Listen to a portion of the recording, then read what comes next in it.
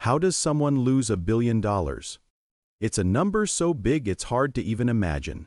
Today we're diving into the incredible story of Bill Hwang, a man who built a staggering $20 billion fortune only to see it vanish in just 2 days. This isn't just a story about money. It's a gripping tale of risk, ambition, and a financial collapse that sent shockwaves through Wall Street. To understand how Bill Hwang lost it all, we first need to understand where he came from. Born in South Korea, Hwang moved to the United States for high school. He was raised in a devout Christian household, and his faith would become a central theme throughout his life and career. After getting his MBA, he landed a job at Tiger Management, a legendary hedge fund run by the iconic investor, Julian Robertson. Robertson was a titan of the industry, and working for him was like learning from the master himself. Hwang quickly proved his worth. He was sharp, driven, and had a keen eye for Asian markets. Robertson saw his potential and became his mentor, eventually entrusting him with capital to start his own fund focused on Asia. In 2001, with seed money from Robertson, Hwang launched Tiger Asia Management. For nearly a decade, Tiger Asia was a massive success. Hwang's strategy was simple but effective. He made big, concentrated bets on stocks he believed in, primarily in technology and media companies across Asia. He had a golden touch. His fund grew, and so did his reputation. By the late 2000s, he was managing billions and was one of the most successful Tiger Cubs, a nickname for the of Julian Robertson, who went on to start their own successful funds. But then, the first signs of trouble appeared. In 2012, Tiger Asia got into hot water with regulators. The U.S. Securities and Exchange Commission, the SEC, accused the fund of insider trading. The allegations centered on using confidential information to trade Chinese bank stocks. It was a serious charge. Hwang and his firm settled, paying a hefty $44 million fine. As part of the settlement, Tiger Asia admitted guilt and was effectively barred from the investment advisory industry. For most people, this would be the end of their career in finance, but not for Bill Hwang. Instead of disappearing, he did something remarkable. He closed Tiger Asia and in 2013 reopened his doors under a new name, Archegos Capital Management. But this wasn't a hedge fund, it was structured as a family office. This is a key detail. A family office manages the wealth of a single family, and because of that, it faces far less regulatory oversight than a hedge fund that manages money for outside investors. There are fewer disclosure requirements, meaning they can operate much more quietly, away from the prying eyes of the public and regulators. For the next several years, Archegos operated in relative obscurity. Hwang continued to focus on his faith, reportedly starting each workday with Bible study with his staff. He became a major philanthropist, donating hundreds of millions to Christian charities through his Grace and Mercy Foundation. On the surface, he was a quiet, faith-driven investor managing his family's fortune. But behind the scenes, something much more dramatic was unfolding. Hwang was still making the same kinds of trades he was known for, big, bold, and highly concentrated. He invested heavily in a handful of stocks, including companies like ViacomCBS, Discovery, and several Chinese tech firms like Baidu and Tencent Music. But he had a secret weapon, a financial tool that allowed him to amplify his bets to an almost unbelievable degree: total return swaps. Now, this might sound complicated, but let's break it down. A total return swap is a type of derivative contract. Instead of buying a stock directly, Archegos would go to a big investment bank like Goldman Sachs, Morgan Stanley, or Credit Suisse and enter into a swap. The bank would buy the actual stock, and Archegos would pay the bank a fee. In return, the bank would pay Archegos any gains from that stock. If the stock went up, Archegos pocketed the profit. If it went down, Archegos had to cover the loss. Why do this? 2 huge reasons. First, leverage. The banks only required Archegos to put up a small percentage of the total value of the trade as collateral, maybe 15 or 20%. This meant for every dollar he had, he could control $5 or $6 worth of stock.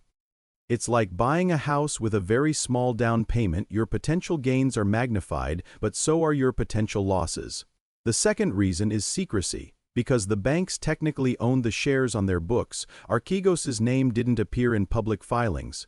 No one could see the true size of his positions, and here's the kicker. Hwang didn't just use one bank, he used a whole network of them. He had swap agreements with nearly a dozen major firms. None of these banks knew the full picture. They could see their own exposure to Archegos, but they had no idea that he was making the exact same highly leveraged bets with all their competitors. He had effectively built a massive hidden portfolio of stocks with a total exposure that eventually ballooned to over $100 billion, all balanced on a foundation of just $15 to $20 billion of his own capital. For a while, the strategy worked brilliantly. The market was strong and the stocks in his portfolio were soaring. As they went up, his fortune exploded. He went from a millionaire to a billionaire and then a multi-billionaire. His wealth was estimated to have grown from around $1.5 billion in 2017 to a staggering $20 billion by early 2021. It was one of the fastest and greatest accumulations of private wealth in modern history. But the same leverage that made him rich was a ticking time bomb. His portfolio was incredibly concentrated. A huge portion of his bets were on just a handful of stocks. This created an immense risk. If just one of those key stocks started to fall, it could trigger a catastrophic chain reaction, and in late March 2021, that's exactly what happened. The dominoes began to fall. One of his key holdings, ViacomCBS, announced it was going to sell new shares to raise capital. This news spooked investors. The stock price, which had run up dramatically, started to drop, and it didn't just drop. It plunged. For Archegos, this was a disaster. As the value of ViacomCBS stock fell, the value of Hwang's swap positions fell with it. Suddenly, he was facing massive losses. The banks he had deals with saw this and got nervous. Their agreements required Archegos to post more cash, more collateral, to cover the mounting losses. This is known as a margin call. At first, Archegos might have been able to meet a margin call from one bank, but ViacomCBS wasn't the only. Stock falling, others in his concentrated portfolio also began to slide. Suddenly, all the banks came calling at once. They were all demanding billions of dollars in collateral that Hwang simply didn't have. The house of cards was collapsing. What happened next was a frantic, behind-the-scenes scramble on Wall Street. On Thursday, March 25th, the prime brokers held a conference call. They all now realized the terrifying truth. They were all exposed to the same collapsing trades from the same client. They discussed the possibility of an orderly unwind, a coordinated effort to sell off the shares slowly to minimize the damage. But fear and self-preservation took over. On Friday, March 26th, the panic selling began. Morgan Stanley and Goldman Sachs, moving faster than their rivals, started dumping massive blocks of shares onto the market. They sold billions of dollars worth of ViacomCBS, Discovery, Baidu, and other stocks tied to Archegos. This flood of selling caused the stock prices to plummet even further, creating a vicious downward spiral. The more they sold, the more the stocks fell, and the bigger the losses became for the banks that were slower to act. Credit Suisse and Nomura, in particular, were hit incredibly hard.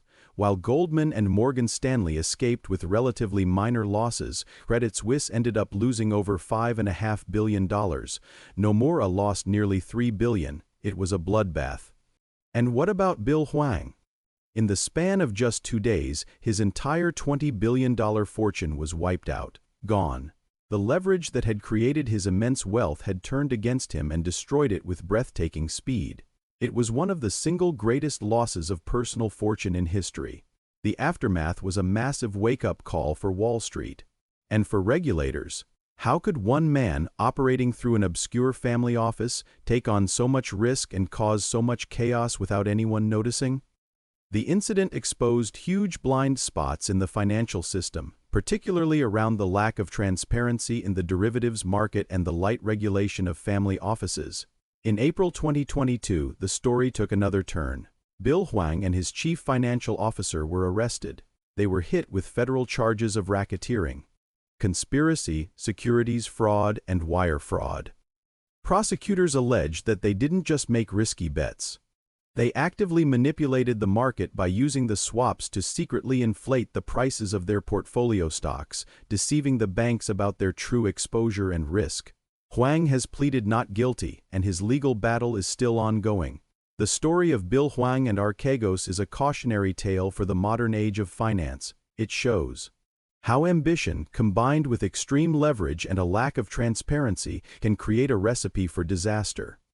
It's a story of a man who flew incredibly close to the sun, building a monumental fortune in the shadows, only to have it all burn away in a spectacular public collapse.